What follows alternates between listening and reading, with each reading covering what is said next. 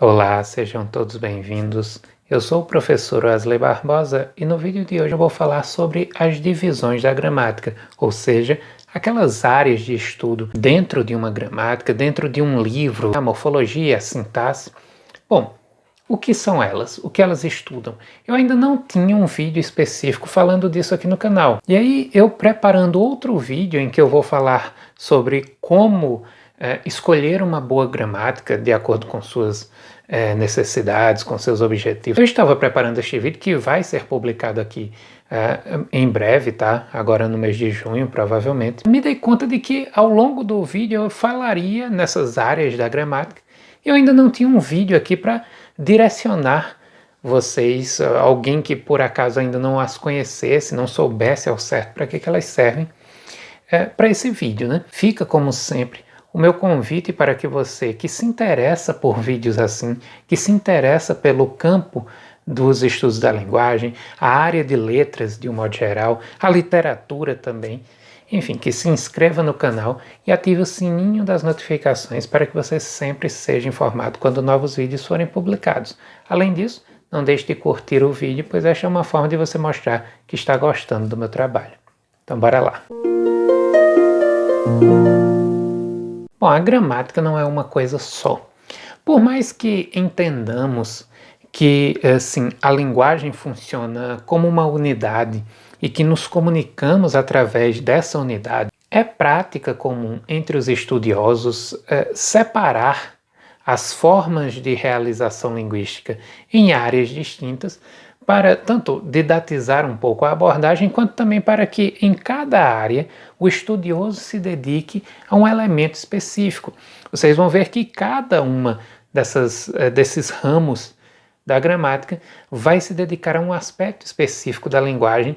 Todos eles depois se unem para a formação do nosso discurso, mas que em si guardam particularidades muito interessantes, guardam características bem específicas. Eu gosto muito das gramáticas que apresentam ao início das suas unidades, dos seus capítulos, o que é essa divisão. Situam o estudante dentro de cada uma dessas áreas, explicando qual a preocupação de cada uma delas.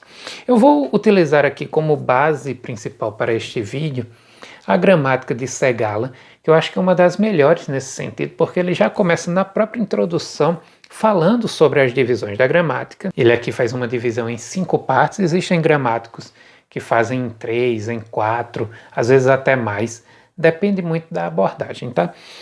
Eu gosto dessa divisão em 5 partes, que corresponde à fonética, à morfologia, à sintaxe, a semântica e a estilística. Alguns gramáticos vão chamar semântica e estilística na verdade vão colocar no mesmo capítulo, então acaba que fica 4 partes. E gramáticas mais antigas, às vezes não tem essa quarta parte, se dividem ali apenas em fonética, morfologia e sintaxe. Então ele começa falando da fonética, e dizendo que a fonética é o estudo dos sons da fala. Então percebam, aqui nós estamos falando de um primeiro elemento, o elemento mínimo da comunicação humana. A fonética vai estudar os sons, segundo o Segala aí, a partir de alguns aspectos, né? Por exemplo, ela trata dos fonemas, como eles se produzem, classificam e agrupam, da pronúncia correta das palavras, ou seja, da correta emissão e articulação dos fonemas, no caso, é uma subdivisão da fonética, chamada de ortoépia, da exata acentuação tônica das palavras, falamos aí da prosódia, que é outra subdivisão, e da figuração gráfica dos fonemas ou a escrita correta das palavras, ortografia. Muito interessante é a parte aí que tem uma observação, onde ele vai trazer a divisão da fonética modernamente, a partir da evolução dos estudos linguísticos, dividiu-se a fonética em 2 áreas, né? A fonética mesmo e a fonologia. Tendo a fonética em si a preocupação de estudar os sons sob o seu aspecto físico ou acústico, né? A fonética ela tem umas divisões, fonética articulatória, fonética acústica, bem interessante. Ela estuda a estrutura do som, ondas sonoras. Eu tenho um livro aqui nessa área, é bem interessante. e ao mesmo tempo sob o aspecto físico, né? Ou seja, como que se forma um fonema. E aí a fonética ela vai levar em conta todos os sons produzidos numa língua. E a fonologia? A fonologia ela não vai levar em conta todos os sons, ela vai levar em conta os sons sob o aspecto distintivo. Ou seja, para ela não interessam todas as formas de realização de um T. Por exemplo, a realização como T mesmo na palavra leite, aqui no Nordeste e no sul do país, ou a realização ti, como em leite, que se dá principalmente ali na região sudeste do nosso país. Isso interessa para a fonética, para a fonologia não, porque não gera distinção. Nós todos entendemos, por mais diferente que seja a pronúncia, nós todos entendemos a palavra leite como uma mesma coisa. Esses alofones, eles não geram qualquer tipo de distinção na significação, então não interessa a fonologia. Entendem? Grosso modo, é essa a divisão, são essas as preocupações de fonética e fonologia. Fonética sob um aspecto de formação do som físico, acústico, fonologia sob um aspecto distintivo. Segala diz aí na sua observação que ele não leva em conta essa distinção na gramática dele. Eu acho que para um nível mais básico realmente não faz diferença. É lógico que enquanto estudiosos da língua, estudantes de letras, linguistas, etc., devemos conhecer, devemos estudar a fundo, considerar essa distinção que vai gerar todo um campo de influências, de preocupações, de abordagens de um lado e do outro, tanto na fonética quanto na fonologia. Mas para o estudante básico, lá do ensino fundamental, do ensino médio, para o estudante para um concurso público, essa distinção realmente não faz tanta diferença. Então, eu acho que é bem relevante aqui o autor não tentar dificultar muito as coisas numa obra que é naturalmente básica, introdutória, como a gramática dele, né? Que não se deixa levar por grandes discussões teóricas. Eu sempre falo da característica da gramática de Segala, de ser uma gramática mais básica, introdutória, para quem quer um estudo mais rápido, mais direto dos conceitos, né? Para quem quer se aprofundar, já não é o livro mais adequado. Bom, em segundo lugar, ele traz aí o seu conceito de morfologia, dizendo que a morfologia ocupa-se das diversas classes de palavras isoladamente, analisando-lhes a estrutura, a formação, as flexões e propriedades. Nós não estamos mais no âmbito do som, nós já estamos num âmbito um pouco maior, estamos unindo blocos sonoros para formar palavras, para formar morfemas, para formar desinências. Tudo isso é considerado dentro da morfologia, tá? Grosso modo, não vamos entrar tanto em questões relativas a morfemas, morfe, alomorfe. Isso em concurso geralmente não cai, na educação básica não é explorado. Então, dizer que ela se preocupa das classes de palavras não foi uma inadequação aqui de Segala, quando você leva em conta os objetivos da gramática dele. Então, para um objetivo mais básico, dizer isso já importa, e o que ele vai considerar na gramática, lá quando ele chega na parte de morfologia, é justamente isso. Basicamente, o estudo das classes de palavras, etc. Toda aquela discussão profunda a respeito de alomorfia, morfe zero, flexão, origem de sufixos, etc. Isso é uma coisa de um estudo muito mais avançado, né? Realmente para o estudante de letras, professor de língua portuguesa e até especialistas dentro da área de morfologia. Aqui, para facilitar para vocês, é aqui que nós estudamos o verbo, é aqui que nós estudamos o substantivo. Depois nós entramos em contato com a sintaxe, que ele diz que é o estudo das palavras associadas na frase. E claro, né? A palavra isolada, ela não serve para basicamente nada na língua, exceto em alguns raros casos em que uma palavra é suficiente para a comunicação, uma placa, uma coisa assim. De um modo geral, nós usamos as palavras unidas em sentenças, em sintagmas, em frases, em textos. Então, a relação das palavras entre si no interior do discurso é a grande preocupação da ciência da sintaxe. Aqui, abrindo um parêntese para situar um pouco o pessoal de letras embora isso não seja cobrado num nível mais básico, nível de concursos de um modo geral, aqui é interessante você considerar aquela questão do eixo sintagmático e do eixo paradigmático.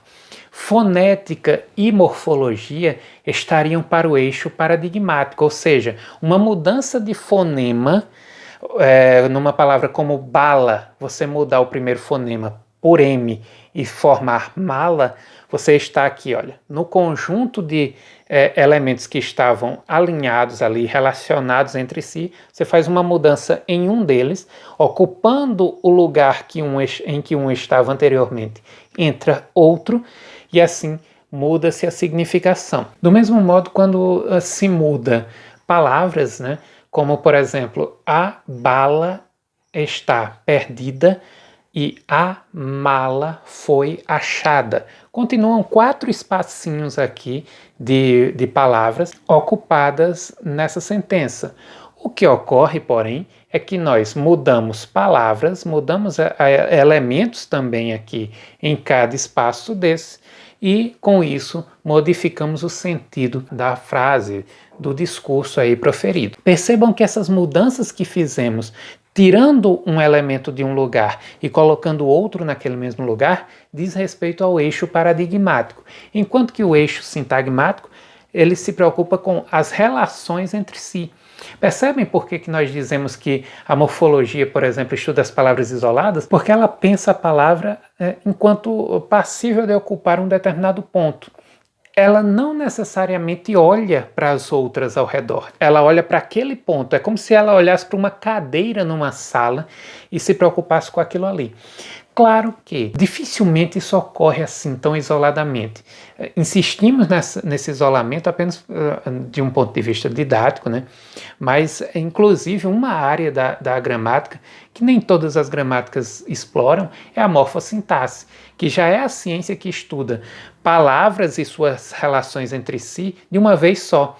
Já pensa a palavra do ponto de vista de sua função no discurso, em relação com as demais. Mas acredito que pensar dessa forma, paradigma e sintaxe, dá para facilitar bastante a sua compreensão a respeito do que são a fonética e a morfologia e do que é a sintaxe num outro campo. É por isso que a sintaxe é tão complexa. É por isso que é na sintaxe que muitos estudantes começam a se perder no estudo da língua, porque ela trabalha com uma série de relações, muitas vezes muito complexas, outras vezes mais simples, mas tudo trabalhando os termos em suas relações múltiplas com outros. Daí vem sua grande complexidade. E Segala diz que é objeto da sintaxe o estudo das palavras associadas na frase. Ela examina a função das palavras e das orações no período, análise sintática, as relações de dependência das palavras na oração, sob o aspecto da subordinação, a sintaxe de regência, as relações de dependência das palavras consideradas do ponto de vista da flexão, sintaxe de concordância, e a disposição ou ordem das palavras e das orações no período, sintaxe de colocação. Por isso que muitas gramáticas dividem, num segundo momento, a parte de sintaxe em sub-áreas. Da mesma forma que acontece lá com a fonética, né, sendo dividida em ortoépia, em prosódia, a própria sintaxe também é, tendo ali a parte da regência, a parte da concordância, a parte da colocação. Tudo isso você encontra numa gramática. Até aqui nós falamos das partes da gramática que toda gramática vai ter. Ou seja, não importa o quão tradicional essa gramática seja, mas ela vai ter essa divisão. Modernamente, cada vez mais as gramáticas têm se aberto para as questões de significação das palavras, de criatividade de quem fala, para a construção de sentidos, ou seja, da relação do próprio autor com o discurso, suas intenções, as múltiplas significações e ressignificações que ele faz com as palavras. Então daí vem essa divisão em semântica e estilística. Bom, mas a semântica é o quê? A semântica tem como objetivo o estudo da significação das palavras. Pode ser descritiva ou histórica.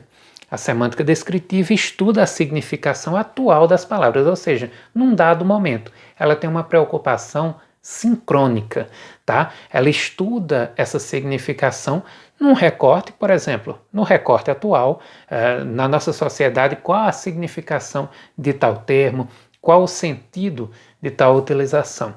É essa a preocupação. Já a semântica histórica se preocupa com a evolução do sentido das palavras ao longo do tempo. Aí realmente é um estudo diacrônico, fazendo todo um percurso histórico em torno dessa palavra, dessa expressão.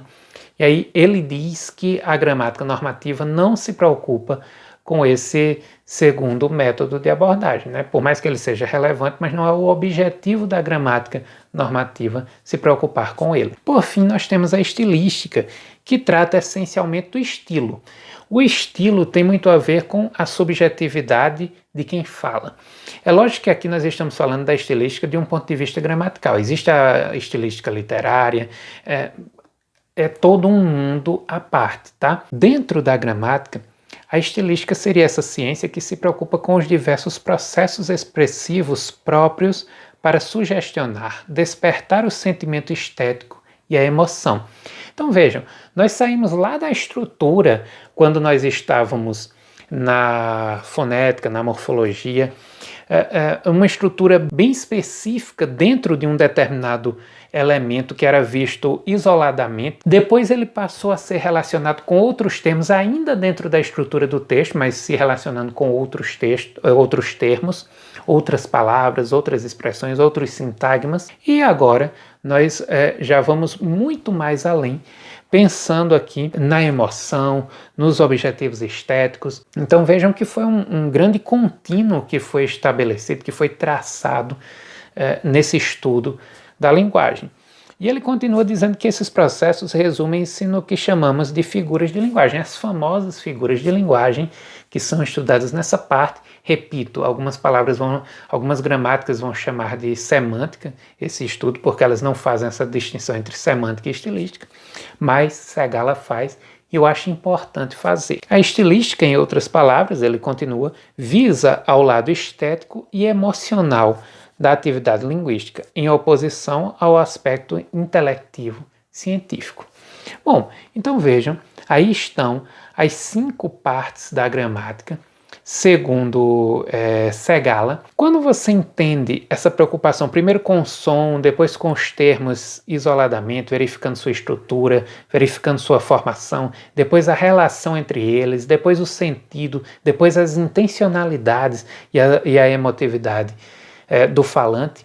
Quando você entende tudo isso, não importa a nomenclatura que o gramático utiliza, não importa a divisão que ele dá para a sua obra, você consegue entender muito bem onde você está na gramática. Isso é sempre muito importante, tá? Por isso que eu sempre inicio uma aula minha, na educação básica mesmo ali, no ensino fundamental, no ensino médio, dizendo para os alunos, olha, esta aula é uma aula de morfologia. Aqui nós estudamos as palavras em si. Esta aula é sobre classes de palavras. Nós começamos esse assunto estudando, vendo que as palavras se dividem em 10 classes em nossa língua, as classes são essas, agora nós estamos nessa parte do estudo. Entender onde você está é fundamental para que você entenda qual o objetivo daquele seu estudo ali, onde ele quer chegar, que tipo de relações ele quer investigar. Por isso que eu vi também importância em trazer esse tema aqui para o canal. Creio que isso vai ajudar muitos que estão começando e que irão começar esta sondagem aí da gramática. Você percorrer um livro desse de cabo a rabo, como eu já fiz aqui na Gramática de Segala algumas vezes e em tantos outros livros, é sempre uma experiência rica, porque aqui você estuda vários níveis da significação linguística, da construção dessa coisa tão fascinante que é a linguagem. Espero que vocês tenham gostado do vídeo. Não deixem de assistir a outros vídeos meus em que falo de gramáticas, mostro as minhas gramáticas todas, vídeos em que abordo alguma gramática específica e vídeos que ainda virão. Por isso que é importante que você esteja sempre aqui no canal, que você esteja inscrito, que você esteja interagindo também, deixando seu comentário, sugerindo futuros temas. Como eu sempre digo, a participação de vocês é muito importante aqui para o canal. Eu agradeço muito pela audiência e até o próximo vídeo.